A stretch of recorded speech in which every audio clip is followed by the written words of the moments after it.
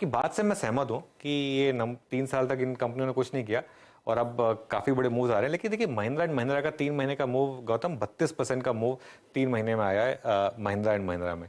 एक बार TVS motor या अशोक लेलैंड का भी इसी तरीके का अगर आप चार्ट देखें, टीवीएस मोटर में 3 महीने 20% और उससे पहले से भी काफ़ी तेज़ी यहाँ पर रही है। अशोक लेलैंड भी 3 महीने में करीब करीब 20% भागा है। तो कितना ऑलरेडी प्राइस्ड इन है और कितना अभी बाकी है? अनुज, सिक्लिकल सेक्टर का एक जो नुआंस ये होता है कि जब अर्निंग्स चेंज होते हैं, देखिए 5 साल स्टॉक्स कहीं नहीं गए, बिल्कुल अभी केवल 1 साल का अपटर्न आया है। और ऐसे कई सेक्टर है, मुझे तो लगता है एक कोऑर्डिनेटेड अपसाइकिल चल रहा है। आप रियल एस्टेट ले लीजिए, होटल्स ले लीजिए, ऑटो ले लीजिए, कैपिटल गुड्स ले लीजिए। हालांकि चारों का कनेक्शन नहीं है, बट चारों सेक्टर का अपसाइकिल एक साथ चालू हुआ है। ऑटो अभी आपने केवल 1 साल के नंबर्स ठीक होते हुए देखे हैं, ठीक है। महिंद्रा, आपका पॉइंट सही है कि पिछले 3 मंथ्स में stock is up 34%, but valuation wise अभी भी काफी फेवरेबल है, right? Because we are talking about earnings going from 7,000 crore to 12,000 crores in 2 years. TVS आपने दूसरा एक नाम कहा, जहां पे वैल्यूएशन काफी रीरेट हुए, थोड़ा बहुत इसमें कुछ इंडेक्स इंक्लूजन एक्सक्लूजन का एंगल भी चला था बीच में। बट अब देखिए टीवीएस मोटर एक अकेला कंपनी है पूरे ऑटो सेक्टर में जिसका पिछले 5 साल का डबल डिजिट अर्निंग सीएजीआर है। 17% का अर्निंग सीएजीआर है टीवीएस मोटर का। ये स्टॉक 5 साल पहले 600-700 रुपया होता था, वो अभी 1350-1400 के रेंज में है। तो अर्निंग्स भी डबल से ज्यादा हुआ है पिछले 5 साल में ये स्टॉक का। तो कई सारे ऐसे स्टॉक्स है ऑटो सेक्टर में जहां पे अर्निंग्स रिवाइवल आपको दिख रहा है।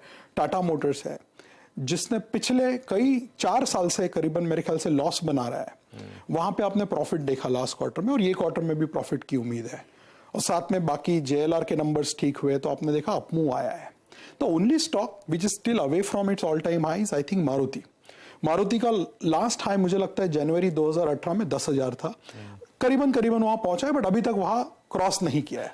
So entire auto sector is looking quite good to me. 2 stocks और आपने ऐड किए आपने, क्योंकि बैंक ऑफ बड़ौदा की तो आपने बात कर ली मॉडल पोर्टफोलियो में। इसमें आपके बैंक ऑफ बड़ौदा के अलावा एवेन्यू सुपरमार्ट आपने ऐड किया है और जोमैटो आपने ऐड किया है। ये बहुत इंटरेस्टिंग है। ये 3 स्टॉक्स जो आपने आपके मॉडल पोर्टफोलियो में है। तो बैंक ऑफ बड़ौदा की हमने बात कर ली, लेकिन एवेन्यू सुपरमार्ट आपने ऐड किया और जोमैटो आपने ऐड किया। बाकी के भी स्टॉक्स दिख रहे हैं, टाइम मिलेगा तो उन पर भी आऊंगा। लेकिन जोमैटो में अब इस समय क्या थीसिस है? सो हम we are one of the house which is covered the stock the latest, हमने इसका कवरेज अप्रैल 2023 में किया है। जब ये लिस्टिंग 2021 में हुआ था, हमने इसका कवरेज नहीं किया था। बहुत हमें उस समय यूफोरिया दिख रहा था स्टॉक्स में भी, वैल्यूएशन में भी। हमने इसका coverage report, if I am not mistaken, 16 अप्रैल को निकाला है 54 रुपए के भाव पे, और 20 अप्रैल को हमने पेटीएम पे भी निकाला। केवल ये 2 न्यू एज स्टॉक अभी तक हम कवर कर रहे हैं। हमने अभी जो मॉडल पोर्टफोलियो में 2 चेंजेस किए कंजम्पशन में, जहां वेट बढ़ाया है 16 का 19% जो किया है। एक, हमने ब्रिटानिया को रिप्लेस किया है डीमार्ट से। ब्रिटानिया जब हमने ऐड किया था जनवरी में लीवर को निकाल के, वहां से ब्रिटानिया 20% ऊपर है और अब पी 56 टाइम हो गया है।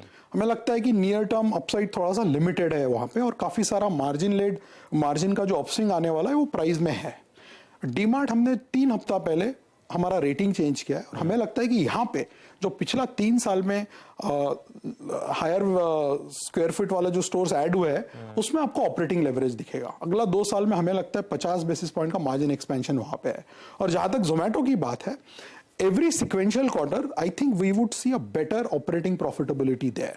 It will still not report profit at the PAT level, but मुझे लगता है ऑपरेटिंग प्रॉफिट जो है उसके trend quarter on quarter improve होते जाएंगे। और ऑलरेडी आप देख रहे हैं मार्केट शेयर चेंज हुआ है उसका।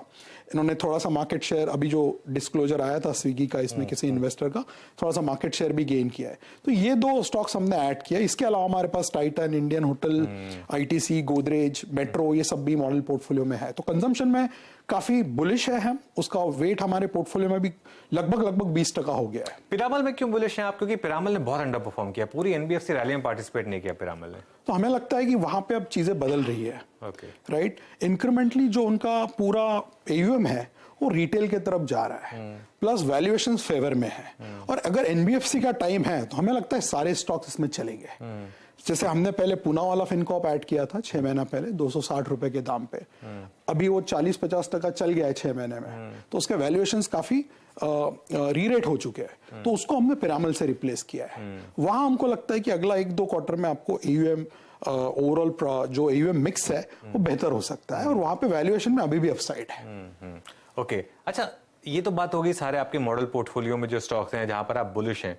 दो सेक्टर जहां पर आप बेरिश हैं, पहले सबसे बड़े सेक्टर की बात करते हैं उसमें आईटी को लेकर आपको लग रहा है कि अभी भी बॉटम नहीं बना है, या फिर मतलब नंबर्स के हिसाब से भी बॉटम नहीं बना है? एक्चुअली हम आईटी में बेरिश नहीं है अनुज, हमारा अभी भी आईटी पे न्यूट्रल स्टांस है। ओके। मुझे लगता है कि अगला 1-2 क्वार्टर में आपको काफी मौका मिलेगा आईटी सेक्टर में, बिकॉज यहाँ पे दो चीजें चेंज हुई है बेटर। एक हुआ है आपका सप्लाई साइड इंप्रूवमेंट, दूसरा हुआ एट्रिशन नीचे आया है। जो सबसे बड़ा प्रॉब्लम FY 21-22 में इस सेक्टर के लिए था वो एट्रिशन और वेज हाइक्स का था, वो कंट्रोल में आया है। What is still not under clarity और there is no clarity is demand, क्योंकि पूरा जो डिमांड मिक्स है वो आपका कॉस्ट ऑप्टिमाइजेशन और वेंडर कंसोलिडेशन प्रोजेक्ट्स की तरफ चला गया है, जो 2020-21 में डिजिटल ट्रांसफॉर्मेशन की तरफ था। अभी कुछ दिनों में, अगले 1-2 वीक में आपको सुनने मिलेगा, काफी सारे आईटी कंपनीज रिपोर्ट करेंगे, वहां से थोड़ा क्लैरिटी आ सकता है। बट हमें लगता है कि इन्फोसिस अपना गाइडेंस थोड़ा सा नैरो डाउन करेगा towards the down side from 4-7 to 4-6%. Okay. So while we are positive on large cap IT, we don't see any catalyst in the near term. जबकि वैल्यूएशन इनके काफी इंप्रूव हो गए। CY 22 में NSE IT index worst performing index था, 27% decline हुआ था। हमको लगता है कि थोड़ा सा टाइम अगर आप इस सेक्टर को और देते हैं तो इसमें काफी अच्छे मौके आएंगे आपको खरीदारी के। ओके चलिए, ये बात हो गई आईटी की। ऑयल मार्केटिंग कंपनीज पर आपका क्या व्यू है, क्योंकि यहाँ पर काफी बाइंग हुई है और काफी लोग मान रहे हैं कि शायद इस क्वार्टर में नंबर्स काफी शानदार आएंगे।